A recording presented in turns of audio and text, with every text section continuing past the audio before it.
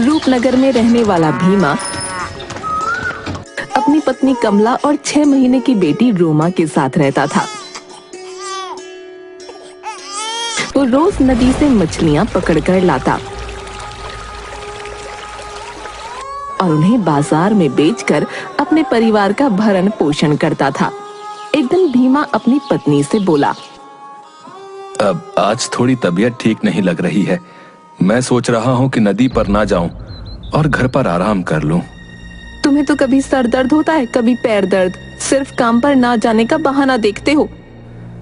नहीं कमला, मैं सच कह रहा हूँ, आज तबीयत ठीक नहीं लग रही। ठीक है, मत जाओ। आज मेरी भी तबीयत खराब है। मैं भी घर का कोई काम नहीं करूंगी, सिर्फ आराम करूंगी। अच्छा, तुम नाराज मत हो, मैं काम पर जाता हूँ। भीमा सीधा साधा था और कमला उतनी ही खराब। वो भीमा से लड़ने का कोई मौका नहीं छोड़ती।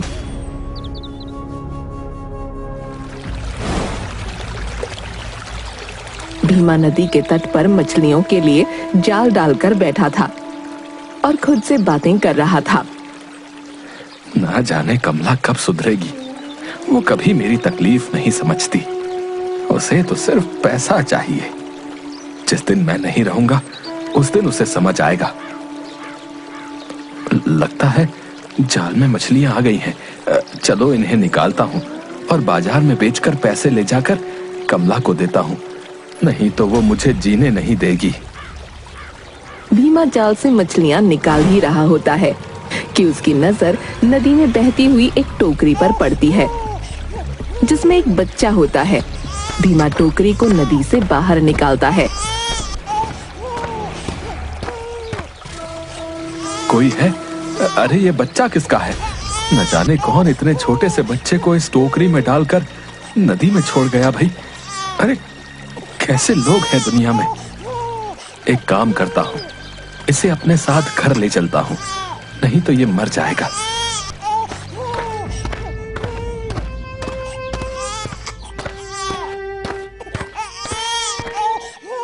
कमला कहाँ हो? देखो मैं क्या लाया हूँ। इतना शोर क्यों मचा रखा है? आज तुमने नदी से घर आने में देर कर दी। कब बाजार जाओगे? कैसे पैसे लेकर आओगे?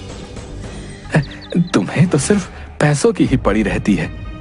ये देखो, आज नदी में किसी ने इस छोटे से बच्चे को एक टोकरी में डालकर छोड़ दिया था। जिसका बच्चा है, अगर उसने छोड़ दिया तो तुम इसे क्यों ले आए? तुम कैसी बातें कर रही हो? अगर मैं इसे घर नहीं लाता तो क्या वहां नदी में मछलियों का चारा बनने के लिए छोड़ देता है? इस बच्चे को मछली खाए या शेर खाए, मुझे क्या करना है? इस मुसीबत को मैं ना रखूंगी अपने घर में। बहुत हो गया कमला, मैंने आज तक तुम्हारी हर बात मानी है और अब तुम मेरी एक बात ध्यान से सुनो। ये बच्चा इस घर में ही रहेगा और रोमा के साथ हम इसे भी पालेंगे। इस बारे में मुझे कोई बात नहीं करनी है। कमला ने भीमा को पहली बार इस तरह गुस्से में बात करते देखा था, इसलिए उसने कुछ नहीं कहा और बच्चे को रखने के लिए तैयार हो गई। भीमा ने बड़े प्यार से उस बच्चे का नाम सोमा रखा। धीरे धीरे समय के साथ रोमा और सोमा दोनों बड़े होने लगे। एक दिन, पिताजी, क्या मैं भी आपके साथ नदी पर मछलियां पकड़ने चल सकती हूँ? क्यों बेटा, तुम्हें मछलियां पकड़ना सीखना है? जी पिताजी, मैं भी आपकी तरह एक मछुआरा बनना चाहती हूँ। बेटा, अभी तुम छोटी हो। अभी तुम अपनी बहन रोमा के साथ खेलो। जब बड़ी हो जाना तब चलना। अगर जाना चाहती है तो आप ले क्यों नहीं जाते? अच्छा ही है, पिता का काम सीख लेगी तो आपका काम हल्का हो जाएगा। मुझे रोमा और सोमा दोनों को जो कुछ भी सिखाना होगा मैं खुद सिखा लूंगा। तुम्हें मुझे बताने की जरूरत नहीं है। मैं तो इसलिए कह रही थी कि अगर उसका मन है तो सिखा दो ना, लेकिन जैसा तुम्हें ठीक लगे।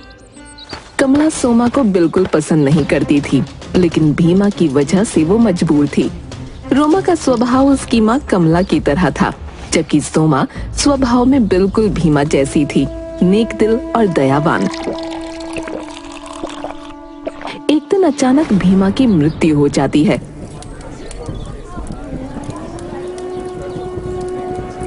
रोमा और सोमा बहुत दुखी होते हैं। बेटा रोमा, तू रो मत, ये तो नियति है, हम इसे बदल नहीं सकते। तुम्हारे पिता का साथ बस इतना ही लिखा था, तुम्हें हिम्मत रखनी होगी। हाँ माँ, लेकिन अब हम कैसे रहेंगे? हमारा घर कैसे चलेगा? पिताजी ही तो अकेले काम करने वाले थे। तू फिक्र मत कर, ये सोमा है ना, इसने तुम्हारे पिता से मछलियाँ पकड़ना सीखा था, अब से ये जाएगी मछलियाँ पकड़ने। हाँ माँ, मैं जाऊंगी पिताजी की जगह मछलियाँ पकड़ने, आप फिक्र मत कीजिए। बस बस, ज्यादा प्यार दिखाने की जरूरत नहीं है, तू ही जाएगी और कौन जाएगा। उस दिन से सोमा के तो जैसे दिन ही बदल गए। कमला उससे घर का सारा काम करवाती, मछली पकड़ने और घर के लिए पानी लेने नदी पर भेजती, लेकिन उसे हमेशा खाना बहुत थोड़ा सा देती। एक दिन नदी पर पानी भरने गई सोमा वहां बैठकर रो रही थी। पिताजी, आप मुझे छोड़कर क्यों चले गए? मुझे आपकी बहुत याद आती है। आपके सिवा कोई मुझसे प्यार नहीं करता। माँ तो मुझे ठीक से खाना भी नहीं देती। मैं क्या करूँ पिताजी, आप मुझे कोई रास्ता बताइए। लेकिन उसे कोई जवाब नहीं मिलता। वो घर आ जाती है। आ गई महारानी, नदी से पानी भरकर लाने में इतना वक्त लगता है क्या? माँ, पानी भरकर मटके भारी होते हैं, इसलिए मैं धीरे धीरे चलकर आती हूँ ताकि पानी गिर ना जाए। बस कर अपने बहाने, काम धाम ठीक से करती नहीं, खाना इतना खाती है। माँ, खाना तो आप मुझे आधा पेट देती हैं। जवाब देती है मुझे? रुक जा, तेरी अच्छे से मरम्मत करती हूँ, तब तेरा दिमाग सही होगा। और रोमा ये सब देखकर बड़ी खुश होती है। रोज सोमा नदी किनारे बैठकर पिता को याद करती और खूब रोती। एक दिन वो नदी किनारे बैठकर रो रही थी, तभी एक बूढ़ी औरत आती है। बेटा, क्या मुझे थोड़ा पानी पिलाओगी? हाँ अम्मा, जरूर पिलाऊंगी। आप पहले आराम से बैठ जाइए, मैं अपने घड़े से आपको पानी पिला देती हूँ। सोमा बूढ़ी औरत को उसकी इच्छा अनुसार पानी पिलाती है। तुम बहुत नेक दिल हो बेटी, तुमने मुझे पानी पिलाया, इसके बदले में मैं तुम्हें कुछ देना चाहती हूँ। मुझे कुछ नहीं चाहिए अम्मा। क्या तुम्हें किसी चीज की इच्छा नहीं? नहीं, मेरे पिताजी ने मुझे सिखाया था कि किसी की मदद बिना किसी लालच से करनी चाहिए। बूढ़ी औरत अपने दोनों हाथ जोड़ती है और वो एक परी बन जाती है। आप कौन हैं और ये आपने कैसे किया? सोमा, मैं इच्छा परी हूँ और मैं अपनी इच्छा से कोई भी रूप ले सकती हूँ। इच्छा परी? लेकिन आप मेरा नाम कैसे जानती हैं? सोमा, मुझे सब कुछ पता है। तुम रोज यहाँ बैठकर अपने पिता को याद करती हो और रोती हो, मैं सब जानती हूँ। मैं तुम्हें एक वरदान देती हूँ, आज के बाद तुम जब भी रोओगी तब तुम्हारी आंखों से आंसू की जगह हीरे जवाहरात गिरेंगे। लेकिन मैं उन हीरे जवाहरातों का क्या करूंगी? तो तुम्हें क्या चाहिए? मुझे कुछ नहीं चाहिए। ठीक है, मैं तुम्हें एक और वरदान देती हूँ। तुम्हारी आवाज कोयल जैसी सुरीली हो जाए, तुम्हारा गाना सुनकर इंसान अपने दुखों को भूल जाएगा। इतना कहकर परी गायब हो जाती है और सोमा पूरे रास्ते वो गाना गाती हुई अपने घर वापस आती है। उसे गाना गाना बहुत पसंद था और अब तो उसकी आवाज इतनी सुरीली हो चुकी थी कि वो खुद का ही गाना सुनकर खुश हो रही थी। घर आकर, आ गई महारानी, कहाँ लगा दी इतनी देर? माँ, आज नदी पर मुझे एक परी मिली थी। क्या बकवास कर रही है? भला परियां होती हैं? हाँ माँ, परियां होती हैं। अपनी बकवास बंद कर, घर का काम देख, घर कैसे गंदा पड़ा है। सोमा बर्तन साफ कर ही रही होती है कि उसके हाथ से एक कांच का बर्तन गिरकर टूट जाता है।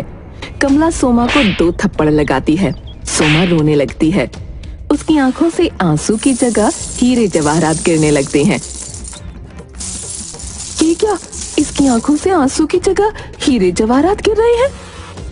हाँ माँ, इसकी आंखों से तो आंसू की जगह हीरे जवाहरात गिर रहे हैं।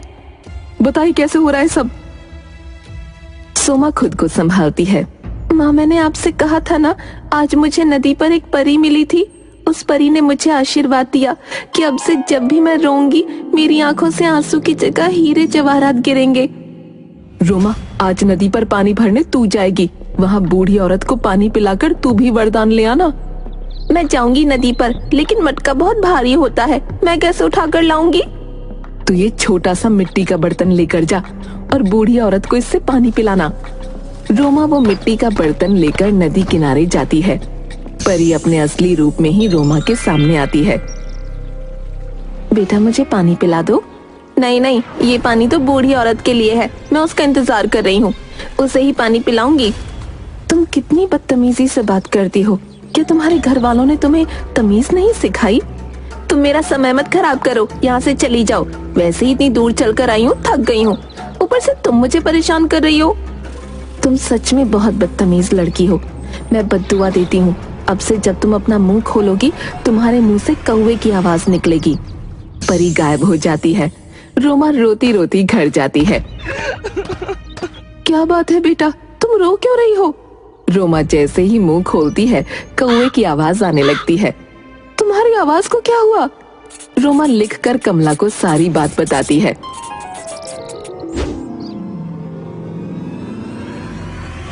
ये सब इस सोमा की वजह से हुआ है, इसने हमें पूरी बात नहीं बताई होगी, ये जानबूझकर ऐसा करती है। नहीं माँ, मैंने सब कुछ सच सच बताया था। कमला सोमा को मारकर घर से बाहर कर देती है। मैं क्या करूं? माँ को हमेशा मेरी ही बात गलत लगती है, भला मैं क्यों अपनी बहन का बुरा चाहूंगी? सोमा घर के बाहर पेड़ के नीचे लेट जाती है। थोड़ी देर बाद गाना गाने लगती है। परी के वरदान से वो अपना सारा दुख भूल जाती है। तभी वहाँ से रूपनगर का राजकुमार गुजर रहा होता है। वो सोमा की आवाज सुनकर आता है। उधर सोमा का गाना सुनकर कमला भी घर का दरवाजा खोल देती है और सोमा को घर के अंदर ले लेती है। घर में कोई है क्या? हाँ, किससे मिलना है? कौन हो तुम? मैं इस नगर का राजकुमार हूँ और यहाँ पर एक सुरीले गाने की आवाज सुनकर आया हूँ। वो गाना कौन गा रहा था? कमला अंदर आती है और रोमा को बाहर ले जाकर राजकुमार के सामने खड़ा कर देती है। राजकुमार, ये मेरी बेटी रोमा है, यही गाना गा रही थी। आपकी आवाज बहुत सुरीली है, आप बहुत अच्छा गाना गाती हैं। आपकी जादुई आवाज सुनकर मैं अपने सारे दुख भूल गया। क्या आप मुझसे विवाह करेंगी? कमला रोमा को चुप रहने का इशारा करती है।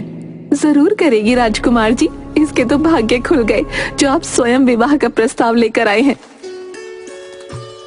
राजकुमार और रोमा के विवाह की तैयारियां शुरू हो जाती हैं। विवाह वाले दिन राज दरबार में सब विवाह के लिए उपस्थित थे। तभी मंत्री जी बोले, महाराज, आज बड़ा ही खुशी का दिन है। हमारे राजकुमार का विवाह हो रहा है और इस विवाह में शामिल होने के लिए दूर देश के राजा रानियां और हमारी प्रजा आई हुई है। अगर आपको उचित लगे तो मैं अपनी प्रजा की तरफ से एक अनुरोध करना चाहता हूं। बताइए मंत्री जी, आप क्या कहना चाहते हैं? महाराज, हमारी प्रजा चाहती है कि राजकुमार अपनी होने वाली राजकुमारी के जिस गुण के कायल हैं, उसकी एक झलक उन्हें भी मिले। जरूर मंत्री जी, आप सब एक बार रोमा की सुरीली आवाज सुन लेंगे तो अपने सारे दुख भूल जाएंगे। ये सब बातें सुनकर कमला और रोमा दोनों परेशान हो जाती हैं, क्योंकि इतने दिनों से जब भी राजकुमार रोमा से गाना गाने को कहता तो रोमा सिर्फ अपना मुंह चलाती और कमला सोमा से गाना गवाती थी। रोमा गाना घूम घूम कर गाती, जिसके कारण राजकुमार को कभी उस पर शक नहीं हुआ। पर आज उसकी पोल खुलने वाली थी। महाराज, इतने बड़े राज्य के राजकुमार की होने वाली पत्नी अपनी प्रजा के सामने गाना गाए, क्या ये उचित लगता है आपको?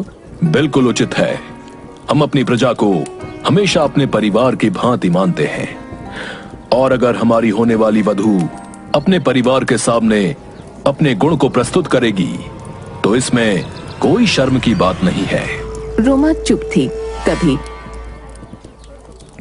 महाराज, प्राणों के लिए जीवन दान मांगता हूँ, लेकिन ये लड़की और इसकी माँ दोनों ही झूठे हैं। ये कभी किसी के सामने गाना नहीं गाएगी। मंत्री जी, आप क्या कहना चाहते हैं? महाराज, जब राजकुमार ने हमें इस लड़की के बारे में बताया तो मेरे मन में भी इस बात को परखने की उत्सुकता हुई। कि क्या सच में किसी की आवाज में इतना जादू हो सकता है कि उसकी आवाज सुनने मात्र से हम अपना दुख भूल जाएं? बस अपनी यही उत्सुकता शांत करने के लिए मैं इस लड़की के घर गया, परंतु मैंने वहां जो देखा वो देखकर तो मेरे होश ही उड़ गए। आपने क्या देखा मंत्री जी? महाराज, ये लड़की तो बोलती भी कौवे जैसा है, इसकी आवाज कौवे जैसी है। मंत्री जी, ये आप क्या कह रहे हैं? मैंने खुद रोमा की आवाज सुनी है, और एक बार नहीं कई बार सुनी है। ये बहुत सुरीला गाती है। राजकुमार, मुझे क्षमा कीजिएगा, परंतु आपने जो आवाज सुनी वो रोमा की नहीं बल्कि इसकी बहन सोमा की थी। मैं सच कह रहा हूँ, रोमा तो कौवे की आवाज में बोलती है। महाराज रोमा को बोलने का आदेश देते हैं। बेचारी रोमा महाराज के डर से अपना मुंह खोलती है, और जैसे ही मुंह खोलती है कौवे की आवाज आने लगती है। सभा में सभी लोग अपने कानों पर हाथ रख लेते हैं। इस लड़की को गिरफ्तार कर लो और इसे कैद खाने में डाल दो। इसने न सिर्फ हमारे राजकुमार को धोखा दिया, बल्कि हम सबको भी अंधेरे में रखा। महाराज, मैं आपके हाथ जोड़ती हूँ, भगवान के लिए मेरी बहन को माफ कर दीजिए और इसे कैद खाने में मत डलवाइए। ये सब मेरी गलती है। तुम्हारी गलती कैसे है? अगर मैं गाना नहीं गाती तो राजकुमार को ये धोखा कभी नहीं होता। इसलिए अगर आपको सजा देनी है तो मुझे दीजिए, पर मेरी बहन को छोड़ दीजिए। तुम इस राज्यसभा में गाना गाओ, क्या पता तुम भी झूठ ही बोल रही हो। सोमा गाना गाना शुरू करती है, और थोड़ी देर में महाराज, राजकुमार और साथ साथ वहाँ उपस्थित सारे लोग अपना सारा गुस्सा और तकलीफ भूल जाते हैं। राजकुमार, तुमने जो कहा था वो बिल्कुल सत्य था। इस लड़की की आवाज तो वाकई बहुत सुरीली है, और इसकी आवाज सुनते ही हम सारी बातों को जैसे भूल गए। महाराज, अब तो आप मेरी बहन को आजाद कर देंगे।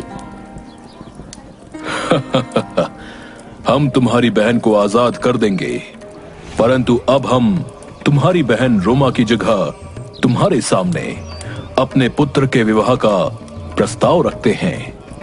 क्या तुम्हें ये विवाह स्वीकार है? सोमा माँ की तरफ देखती है। मुझे माफ कर दो बेटी, मैंने तुम्हारे साथ इतना बुरा व्यवहार किया, फिर भी आज तुमने रोमा की जगह खुद को कारागार में डालने की बात की। तुम्हारे पिता की बात बिल्कुल ठीक थी। तुम्हारा हृदय सच में हीरे जैसा है। महाराज, मैं अपनी छोटी पुत्री सोमा का विवाह आपके पुत्र के साथ करने के लिए आपसे अनुरोध करती हूँ। मुझे माफ कर दीजिए। रोमा और सोमा को ये सब करने के लिए मैंने ही कहा था। रोमा सोमा के लिए कागज पर लिखती है, मुझे माफ कर दो, मैंने माँ की बातों में आकर गलत व्यवहार किया, हमेशा तुम्हें नीचा दिखाया, कभी तुम्हारी मदद नहीं की। फिर भी आज तुमने मेरे लिए जो किया वो मैं जिंदगी भर नहीं भूल सकती। तुम्हें माफी मांगने की कोई जरूरत नहीं, तुम बस मेरे गले लग जाओ। सोमा रोमा को गले लगाती है, तभी वहाँ इच्छा परी आती है। रोमा, मुझे देखकर अच्छा लगा कि तुम्हें अपनी गलतियों का एहसास हो गया, इसलिए मैं तुम्हें अपने दिए हुए श्राप से मुक्त करती हूँ। रोमा पहले की तरह बोलने लगती है और उसे कौवे की आवाज से मुक्ति मिल जाती है। साथ ही महाराज सोमा और राजकुमार का विवाह करा देते हैं और वो दोनों खुशी खुशी रहने लगते हैं।